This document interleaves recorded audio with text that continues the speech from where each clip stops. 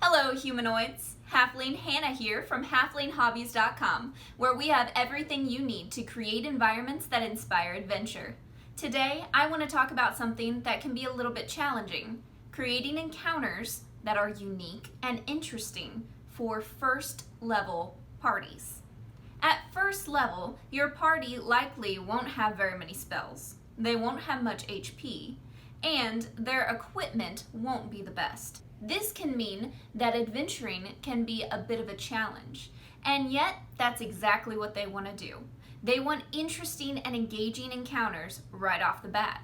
So how do you, as the DM, create those unique and interesting encounters that don't include goblins, orcs, or any of the run-of-the-mill low-level monsters that your players are used to seeing?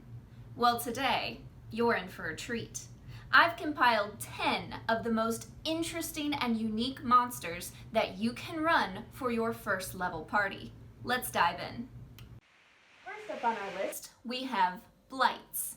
These plants have been animated by the will of a great evil that desires only chaos and destruction. They are found in forests and jungles, and while they remain motionless, they are indistinguishable from the foliage around them, making them the perfect ambush monsters. Boo. Boo. Sorry.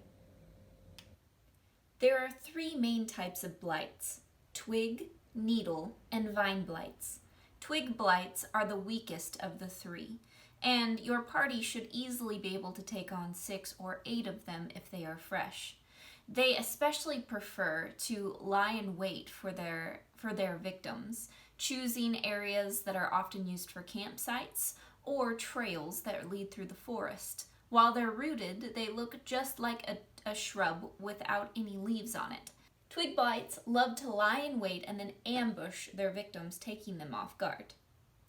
Needle blights are a little bit tougher, and your party should be able to handle 4 of them. Needle blights prefer to attack in groups, and if in danger, they can send out a pollen that brings other needle blights to the area. Vine blights are the most dangerous, and they're the only blight that is capable of speech. Now, this speech is limited to making deals with extremely powerful enemies or taunting weaker enemies, but regardless, they can speak. Vine blights can also use the plants in the area to create traps, entangle victims, or lead them to a specific area. Vine blights can entangle enemies and slowly crush them to death. This makes them rather dangerous for first level parties, though your party shouldn't have a problem taking out at least 1, maybe 2 if you're looking for a really challenging combat, but for sure 1. Monster number 2 for your level 1 party, Woggs. Found in swamps, damp caves, and rainforests, these humanoid frogs are dirty, disgusting, and downright mean. Bullywugs like to capture their prey alive as opposed to just killing it, and they'll set up traps in order to do so. They love to bring outsiders and victims into their community, to their king or queen, in order to make them grovel and beg for mercy in front of the entire community. Much to their name's descriptions, they are bullies and think themselves the rightful owners of whatever area they happen to inhabit.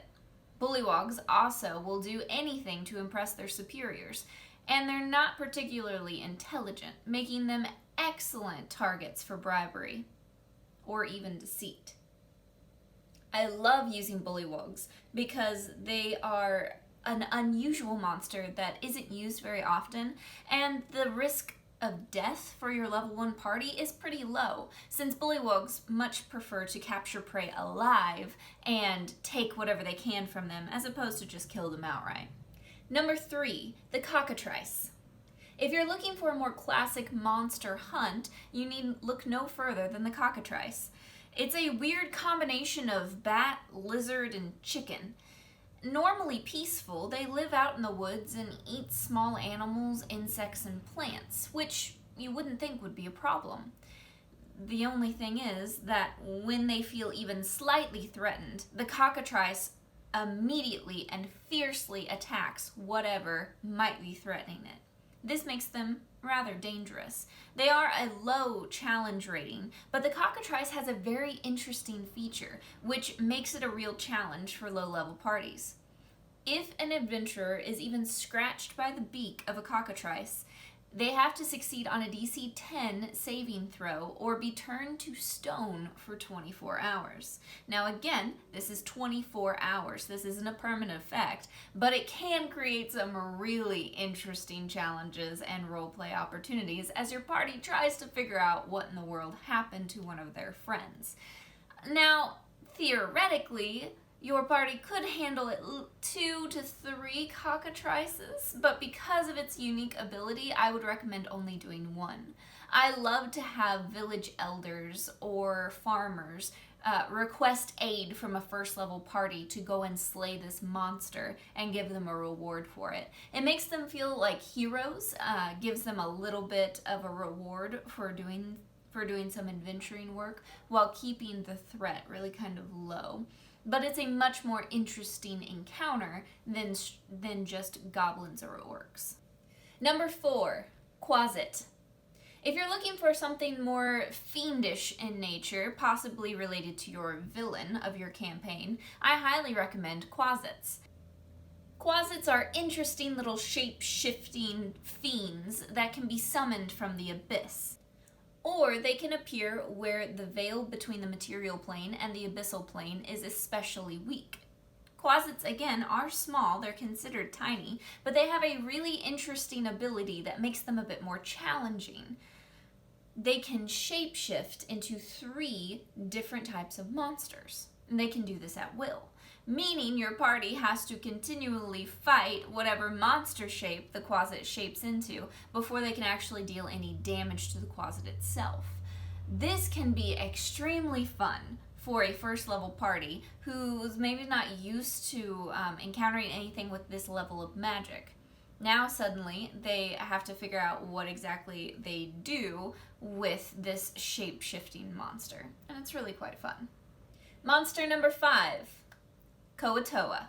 Coatoas are found in subterranean lakes and rivers. This race was one of the races that was enslaved by mind flayers, and due to that enslavement, their minds literally broke apart. They just weren't strong enough to handle it. So after the mind flayers abandoned them and left them to their own devices, they actually began creating their own gods. They would put different parts of statues together, or they would carve their own statue. And then the collective consciousness and the collective belief in this god by the Coatoa would actually cause that god to come into existence, which is really interesting. Much like bullywugs, they love to capture outsiders and bring them to their priest or priestess of whatever god they have created to be used as a sacrifice. So as long as they can get out of that, the risk of death is fairly low, and the roleplay opportunities are really high. I tend to favor monsters that my players can interact with as opposed to just bestial type monsters that the only option is to slay them.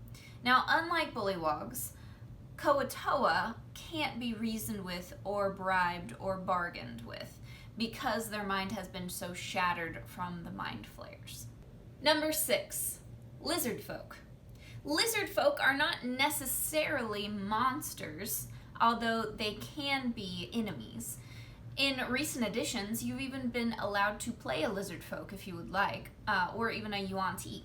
Lizardfolk tend to live in more secluded communities in jungles and forests, and though they have been known to make alliances with other races, for the most part they tend to keep to themselves.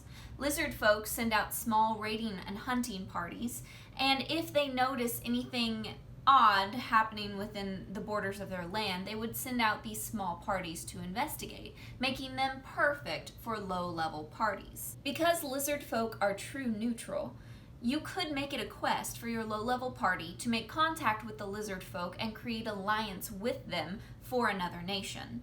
Though there is one catch to this.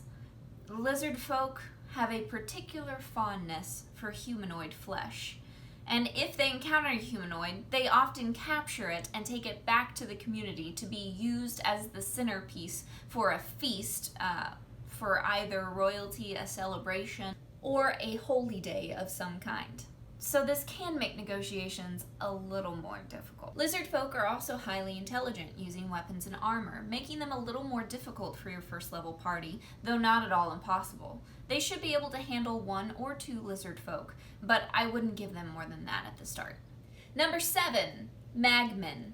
Madmen are small fire elementals that can be summoned by powerful wizards. Madmen love to set the world on fire. That's all they want to do. They are chaotic evil, and they will set anything on fire that they come across. They attack simply by touching whatever it is that they want to attack and dealing fire damage to it. Additionally, anything flammable on the thing that they have touched immediately bursts into flames. When a Madman dies, it explodes in a giant fireball, dealing 2d6 of fire damage in a 10-foot radius around it. I especially like to use just one Madman when the party encounters the boss for the very first time. Obviously, at level 1, they are nowhere near where they need to be to fight the boss himself. That's why I have my boss summon a Madman for them to fight, who then goes about trying to destroy the city, and they have to find a way to stop it. It's a great way to show the power differential between them and the boss, introduce that storyline, and give them a reason to want to try and track this person down. Number 8, Piercer. Piercers are the larvae version of ropers. Do not confuse the two, and do not throw a roper at your first level party. That would be very bad. The reason why piercers are acceptable is because they don't yet have tendrils that they can reach out and grab things. They are just like slugs, really, encased in a rock-hard shell. They hunt by adhering to the top of caves and following after prey, positioning themselves right above it, and then dropping from the ceiling to deal falling damage. But this is the only way piercers can attack. If they miss, or if they are attacked, they secrete a really foul-smelling slime on their bodies to try and discourage anything from dealing with them or touching them. And I find that my players oftentimes, once they've avoided the initial fall, want nothing else to do to them. And it creates some really fun roleplay as they deal with the stench that comes from a piercer. I love to roll randomly to see how many piercers might be in a cave system, and then randomly stagger them throughout so that the party has to constantly keep a watch out or has to constantly deal with piercers falling from the ceiling. For the most part, the party should be dexterous enough to avoid the majority of the damage from a piercer, but they do deal 1d6 of damage for every 10 feet that they fall. This can add up, but as long as your party is fairly dexterous, they should be able to handle several of these, as they don't actually have another attack. I find these to be a lot more fun and interesting than traps, or in addition to traps, so that they're not just looking for one thing. Number 9, Shadows. Shadows can be located anywhere. They can move within a space of an inch. They don't require food. They don't require water. They don't require air, and they don't require sleep. Shadows are undead creatures that resemble the shadow of a humanoid. These creatures feed off of the vitality of living creatures, slowly siphoning their strength every time they attack. Each time a shadow attacks a creature, it decreases that creature's strength by 1d4. When strength reaches 0, the creature dies and becomes a shadow themselves after 10 minutes.